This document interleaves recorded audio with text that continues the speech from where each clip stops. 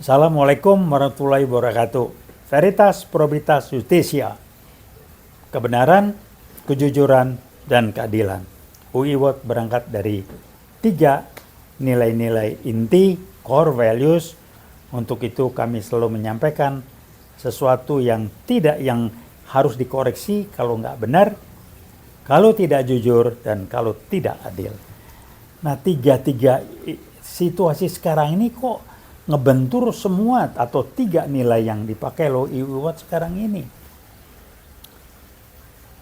Lagi rame disoroti di media sosial kasus mafia Sambo, vonis. Saya ngikutin gitu ya.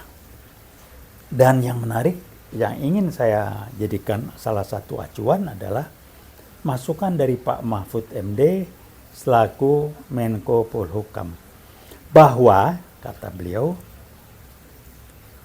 ada brigjen, nggak dibilang polisi atau siapapun yang bermain, yang mengatur, mengendalikan, dan paling tidak berusaha mengendalikan agar vonis atau tuntutan jaksa dan atau vonis pengadilan sesuai dengan apa yang mereka inginkan. Orang sudah mulai berteriak. Kenapa? Ya, ini masalah ketidakadilan. Sudah jelas biang keroknya itu Sambo. Sudah jelas Putri itu bermain. Sudah jelas bla bla bla. Tapi ngeles-ngeles-ngeles-sanan yang orang bilang nih mestinya hukum mati. Orang bawa narkotika aja hukumnya mati. Kok ini kok enggak gitu. Dia memerintahkan, menghilangkan barang bukti, rekayasa, fitnah. Anak buahnya yang udah dibunuh itu difitnah, perkosaan. Tapi esensinya apa sih sebetulnya? Esensi kan barangkali saya menduga almarhum Brigadir J ini tahu barangkali konsorsium 303, mafia Sambo, duit segala macam. Itu barangkali membuat wah ini bahaya nih kudu dimatiin.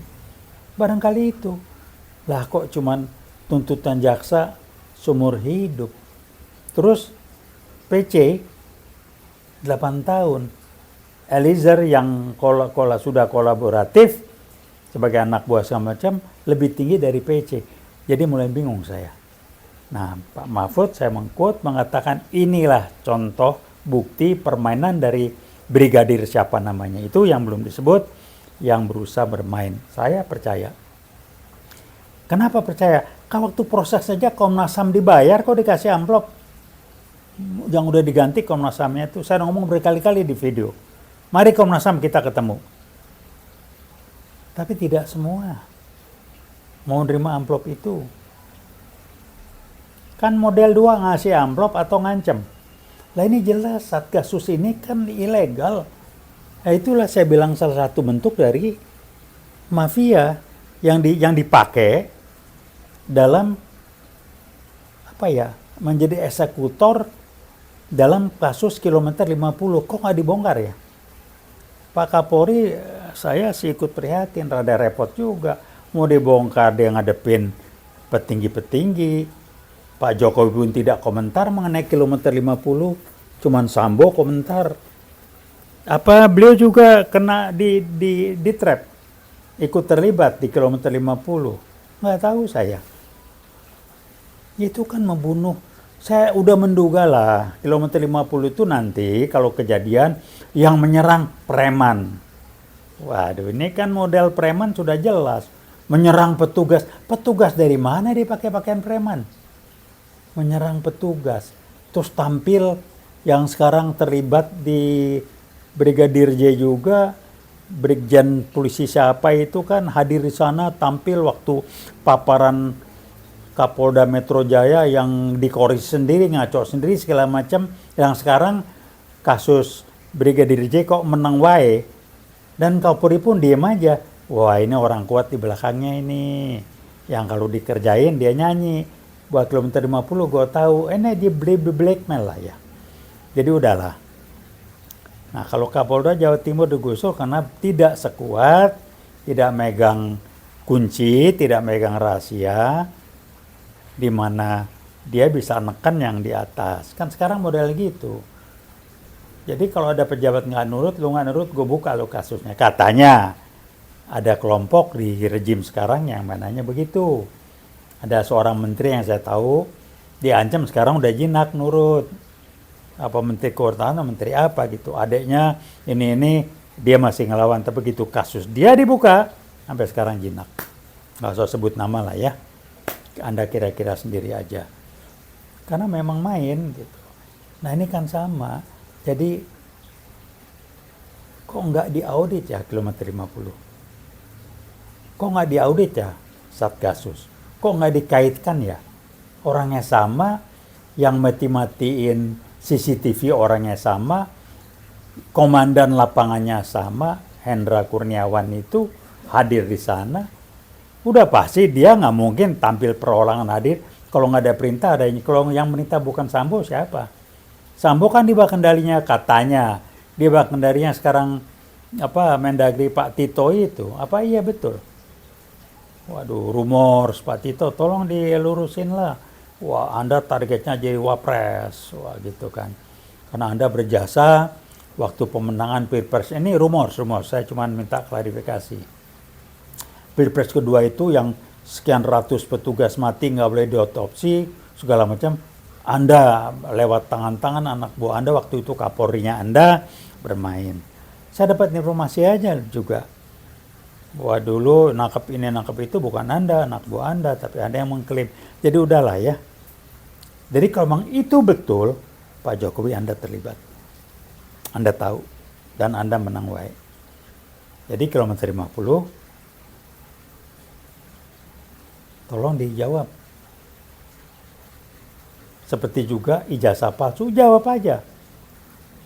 Jadi kilometer 60 jawab, saya tidak bertanggung jawab. Berantas itu yang kami tunggu kok. Usut tuntas kilometer 50 ini. Kok diam aja? Itu rakyat kecil dari korban yang meninggal itu sebagian besar adalah tulang punggung keluarga. Mereka diam aja nggak bisa ngomong. Karena mereka rakyat kecil. Kok diam aja gitu? Dua ijazah palsu, ngomong dong. Jadi saya bilang, lihat foto aja udah beda, kupingnya aja beda.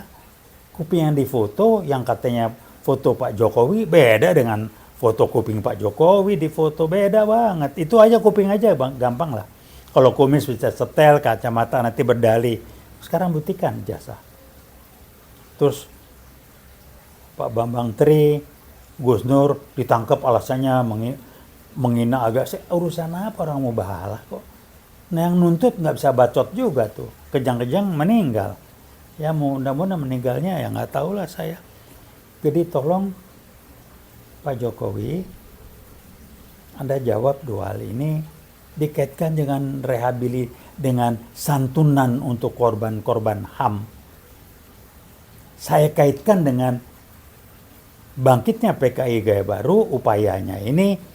Sehingga kesimpulannya sementara barangkali salah satunya saya mengatakan sibuk minta perpanjangan waktu karena PKI Gaya Baru yang di belakang atau mengendalikan Anda bilang kami belum siap, waktunya belum cukup. Jadi dua kemungkinan, Pak Jokowi dikendalikan habis, sadar atau tanpa sadar, atau Pak Jokowi memang bagian dari mereka, itu aja. Saya sekarang masih lebih banyak melihat, ya mungkin Pak Jokowi dikendalikan aja lah, mudah-mudahan 40%, wah Pak Jokowi bagian dari mereka, tapi 60% saya masih percaya Pak Jokowi dikendalikan. Saya dulu sempat dekat dengan beliau, saya tahu orang yang menyenangkan, interpersonal relation skillnya bagus, menyenangkan segala macam, tapi jangan bicara strategic thinking, jangan bicara konsep. Kenapa? Polisi itu saya dengar saya lihat di video apa yang disampaikan Ibu Koni mengenai polisi, geleng-geleng saya. Udah ancur-ancuran, kok itu nggak dibenahin? Udah rusak berat. Di bawah presiden aja udah nggak benar. Anggarannya ini, anggarannya itu, ada kabar lagi. Pak Jokowi sebagai presiden memerintahkan mendobel, mendua kali lipatkan anggaran untuk Densus. Wih, hebat amat. Anggarannya ditambah, personelnya ditambah. Waduh, hebat amat. Jadi memang dia bilang polisi sekarang yang Indonesia ini kacau balaunya luar biasa. Kalau kok kenapa nggak dimenahin? Nah ini kalau dari DNA non biologis, the quality of mind, core intelligence-nya baru mampu dan baru merasa kerja kalau hasil kerjanya kelihatan. Ngebangun ini fisik, ngebangun itu fisik. Kalau ngebenahin polisi yang sudah amburadul ini, itu kerjaan tidak kelihatan. Core intelligence-nya dengan kerja neuron sel-sel otaknya itu belum mampu untuk melihat itu sebagai kerja yang serius karena membutuhkan kemampuan berpikir strategik dan tidak butuh tepuk tangan. Dan tidak butuh hura-hura di luar dan orang banyak yang tidak paham itu. Jadi kalau itu saya memahami. Mau sampai kapan PKI gaya baru menggunakan itu? Lewat mafia Sambo, oknum-oknum Densus, apalagi ya? Coba oknum Densus ditangkepin nggak tuh yang PKI gaya baru tuh? Yang pakai kaos ini, pakai kaos itu enggak? Teroris lah, inilah, itulah, yang ditembak mati lah. Udahlah segala macam. Saya nggak ngerti aja. Jadi udahlah, mari kita bicara terbuka, segala macam, gampang. Bikinlah seminar terbuka dengan salah satu perguruan tinggi, kita bicara terbuka. Apakah UI, ITB, mana silakan, saya nggak tahu. Walaupun UI kampus saya lagi juga bukan agak atau sudah sedang terlelap tidurnya. Kampus yang lain nggak tahu. Tapi beberapa rekan dari Gajah Mada juga rada kencang suaranya. Dari ITS juga kencang, juga dari ITB. Dari UI beberapa ekonominya, rekan saya Faisal Basri kencang bunyinya. Saya bukan ekonom, nggak ngerti dan lain sebagainya. Jadi udahlah ya, kita baca aja petanya dan siap-siap aja. Kita memilih antisipatif atau memilih adaptif, melawan adaptif atau reaktif, atau nunggu kebentur sambil tetap pelanga-pelongo, nggak tahu apa yang terjadi. What's going on? Ada apa ya? Kok gini, silakan. Itu pilihan kita masing-masing. Setiap pilihan ada konsekuensinya. Dan tolong difahami, oknum-oknum atau kelompok-kelompok di rezim ini, tidak semua orang bisa Anda bodohin. Kami dari Wiwot dan juga rekan-rekan alumni UI yang udah sepuh-sepuh ini, kami tidak bisa dibayar. Kami tidak bisa ditawari jabatan. Silakanlah, ada alumni yang tawar jabatan, jadi macan, harimau, singa, apa silakan. Kami nggak bisa digituin, percuma. Udah lewat gituan buat kami. Tapi kami ingin memberi untuk nusa bangsa dan negara ini, NKRI, dengan Pancasilanya, bukan Trisila Eka Sila, tapi kita ingin bangsa ini utuh. Dan rekan-rekan, mari kita siap menghadapi apapun yang akan dihadapi. Kalau memang bangsa ini harus lewat suatu benturan yang keras lagi, nunggu G30 jilid 2 meledak lagi, oke, kita hadapin. Ini akan jadi yang terakhir, to be or not to be. Karena pemberontakan Madiun, pemberontakan PKI Madiun tidak diangkat di sejarah. Film G30 SPKI sudah di-stop, kemudian mulai dikarang-karang, menteri pendidikannya disetel, menteri agamanya disetel, kita nggak jelas segala macam. Khusus buat menteri pendidikan, kalau Anda seorang akademisi ataupun praktisi, mari kita ngobrol lah. Saya juga praktisi, kita ngobrol lah, ya. Nah, itu kan rumorsnya rame itu, bahwa Anda punya tim bayangan, ada dirjen bayangan. Kenapa? Karena Anda punya kemampuan.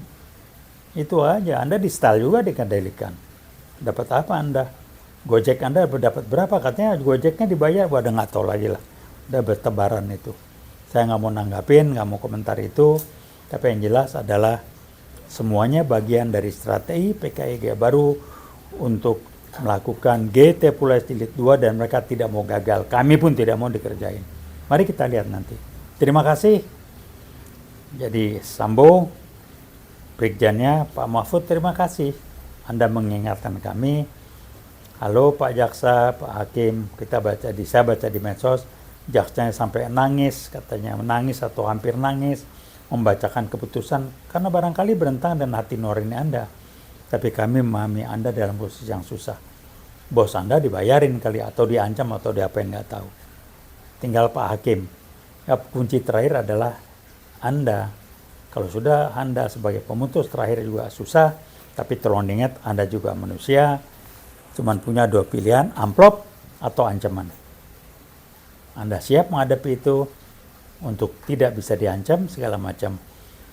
Anda punya idola, pegangan di bidang hukumnya namanya Baharudin Lopa. Kita punya pegangan bangsa ini di kepolisian yang namanya siapa ya, Kapolri Pak siapa? Pak Hugeng. Itu kan idola kita. Kapolrinya Pak Hugeng, yang ngatur ke masalah keadilannya adalah Baharudin Lopa. Itu aja jadi ukuran kita. Banyaklah hakim-hakim yang masih baik, yang saya dengar juga hakim yang baik segala macam. DPR protes, kalau DPR lupain aja lah.